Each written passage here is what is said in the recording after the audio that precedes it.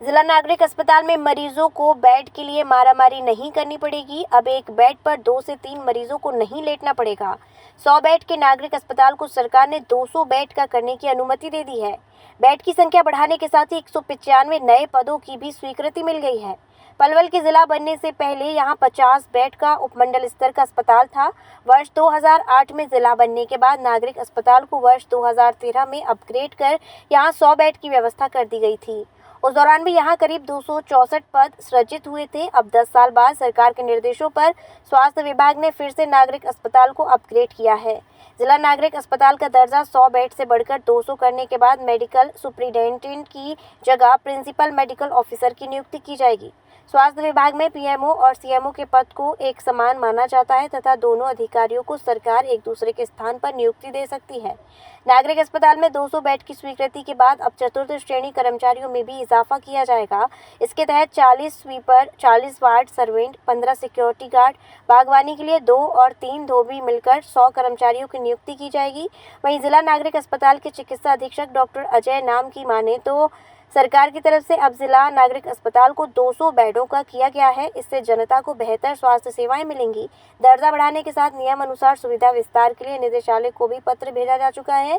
उम्मीद है शीघ्र ही अतिरिक्त चिकित्सक व अन्य सुविधा मिल जाएगी। वहीं पलवल विधायक दीपक मंगला ने कहा कि प्रदेश सरकार की तरफ से जिला नागरिक अस्पताल पलवल के बेडों की संख्या 100 से बढ़ाकर 200 कर दी गई है, जिसके लिए वह प्रदेश के मुख्यमंत्री नायब सिंह का धन्यवाद करते हैं, क्योंकि बेडों की संख्या बढ़ने से मरीजों को काफ़ी लाभ मिलेगा और अस्पताल में डॉक्टरों सहित अन्य स्टाफ की भी संख्या बढ़ेगी।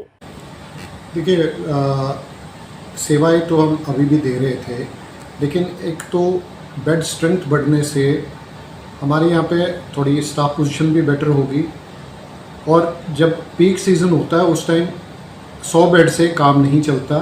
जैसे आजकल भी हमारे यहाँ पे जो अभी फंक्शनल बेड है वो 150 से ज़्यादा है, तो हमारा 100 बेड का काम पहले ही पूरा नहीं चल रहा था इससे 100 बेड से, क्योंकि हमारे पहले भी 100 से ज़्यादा ही पेशेंट आ रहे थे।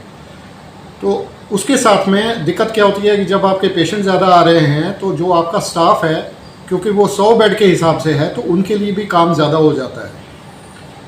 200 बेड होने के कारण एक तो स्टाफ स्ट्रेंथ भी हमारी बढ़ जाएगी, जिसमें हमें जो सबसे ज़्यादा अभी जो फ़ायदा होना है वो है सफाई कर्मचारी, वार्ड सर्वेंट, सिक्योरिटी पर्सन। ये जो हमारी पहले सैंक्शन थी जितने पोस्ट की, वो पर्याप्त नहीं थे काम सही रूप से चलाने के लिए।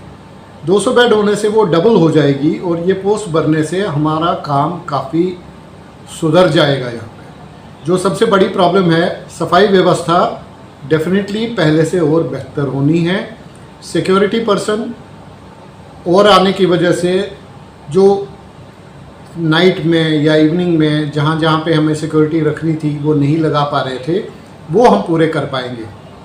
इसके साथ में यहाँ पे एक पीएमओ की पोस्ट बनी है, तो जो एक पीएमओ की पोस्ट सीएमओ के बराबर की पोस्ट होती है, जिससे कि हॉस्पिटल का जो भी व्यवस्था है पीएमओ के लेवल पे ही की जाती है। सीएमओ का इंटरफेरेंस हॉस्पिटल के कार्य में नहीं रहता ना उनके लिए, क्योंकि सीएमओ का पूरा ज़िला देखना होता है, तो कई बार वो बाकी ज़िले के काम में बिजी रहते हैं तो जीएच की ओर नहीं देख सकते, सिविल हॉस्पिटल पे ध्यान नहीं रह सकता उनका।